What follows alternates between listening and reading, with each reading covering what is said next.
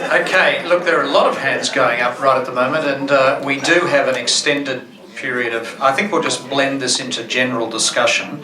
They can be questions for Philip, or they can be really about anything that's gone on this afternoon. But there's a posse of people up the back here. Let's give it to them, and then we'll see what's left after that. I'm Margaret Singh, I'm President of Dying with Dignity Tasmania, and if I could just put in a word for the fact that this is not just happening in one state, but Tasmania is actually well advanced as well, and I think we've got quite a good chance of getting it through next year. The consultation paper is pretty well complete. It's being sponsored by both the Premier, Lara Giddings, as a private member, and Nick McKim, the leader of the Greens, as a private member, a great coalition of people in the Parliament to put it through. But there will be a consultation paper and a consultation process. It will be early in the new year, and if as many people as possible can support that, because the fact of the matter is the best thing that could happen everywhere, for anywhere in the country, is for one state to get the legislation through. Thank you. Good point.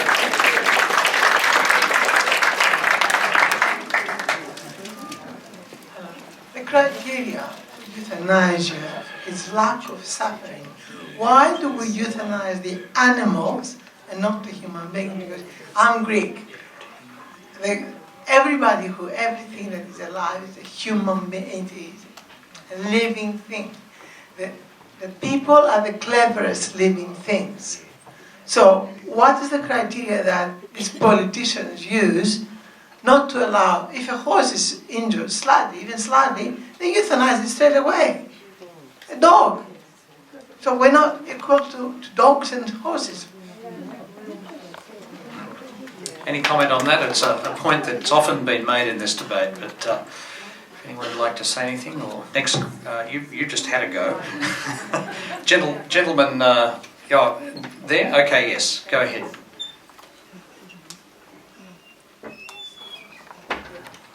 This issue is very deep with many people who have gone through the tragedy of seeing someone die. It's very emotional for me to be here today.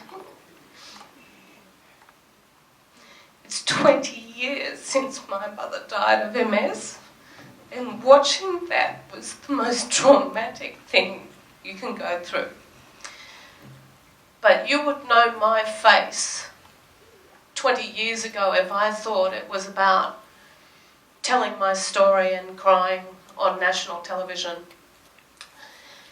The fact is that the opponents, the strongest opponents, are the religious questions, and thou shalt not kill is probably the central question and stumbling block.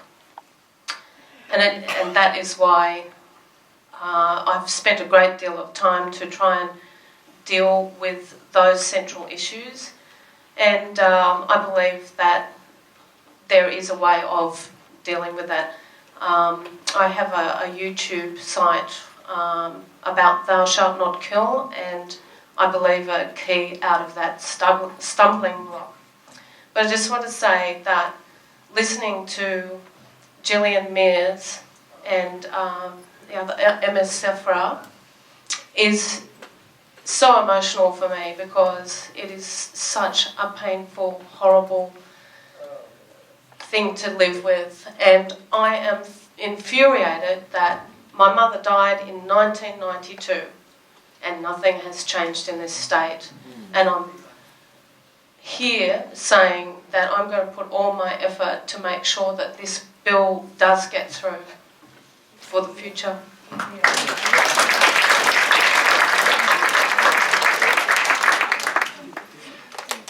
My question actually refers to something which is already said by a previous questioner, but I want to add to it. There was an article by Paul Kelly in the Australian last year, I think, on this issue, and he quoted with approval an ethicist who said one of the primary things in our culture is thou shalt not kill. And he left it at that, and the ethicist left it at that. I think in our culture an equally strong belief and motive is thou shalt not commit suffering. You shall not cause suffering. We as a group oppose torture. We as a group oppose bullying. All of these are things which cause suffering to other people, the victims. And it seems to me any time anyone brings up a moral issue of thou shalt not kill, we should bring up also, we sincerely believe thou shalt not commit suffering. And which is going to be better for that individual? The end of life or the end of suffering? Okay, I think we've got three, I can see three more hands and then we'll leave it at that. Lady here, up the back, and then finally up the back, yes. Just want to make a comment, and that was when Philip Adams asked how many people here are atheists. So I was quite alarmed to see that at least half, or more than half of the audience here were atheists. Now, I'm a person who does believe in God and does believe in something after we die. And so I think it's the people like me that have to kind of be targeted in agreeing to this new, this law that's being proposed. So what would feel okay for me, and I don't know, maybe this is an angle to go in on, is that I believe people have the right to choice. I don't believe that I want someone's blood on my hands. I don't want somebody to come up to me and say, would you agree to me doing this, to giving me poison or an injection? But what I would agree to is people having choice, and doctors or nurses or family who agree that they want to facilitate that have the right to do that without being prosecuted. So, you know, I don't think you're ever going to convince people that there's not a God, and maybe God's plan for you is to experience the suffering. Because for me, we don't know, you see?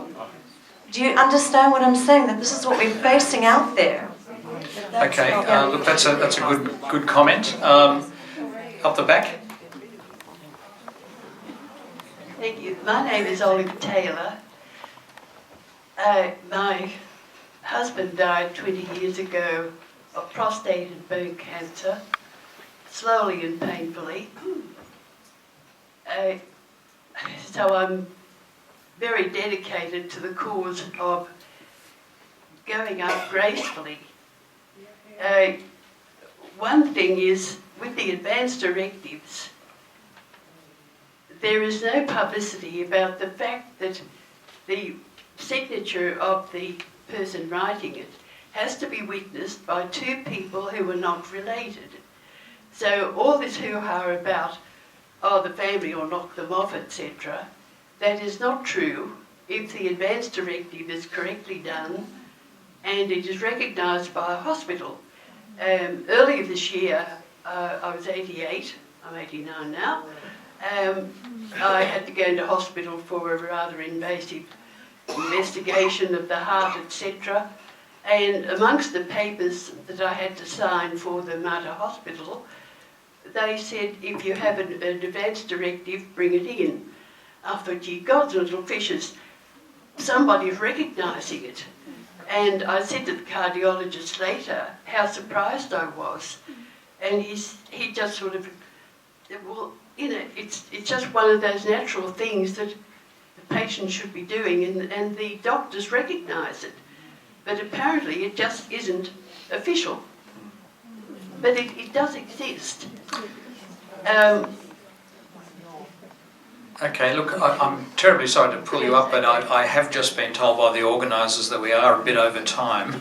So I do think that we should probably pull up the afternoon there. Thank you so much to the speakers. I'd like to hand over to Richard now for a few final words. Thank you.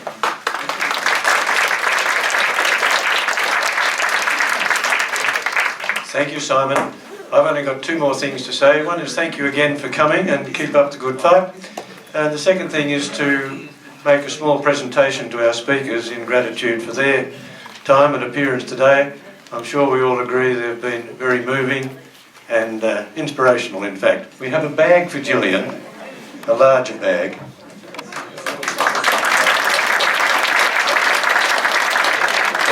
for Kate. Thank you very much, Kate.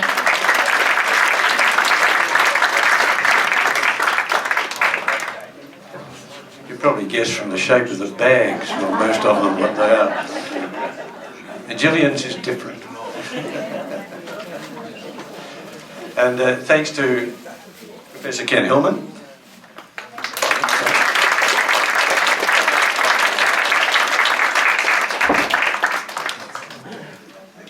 And Philip Adams, of course, and last but not least, Dr. Richard Dennis.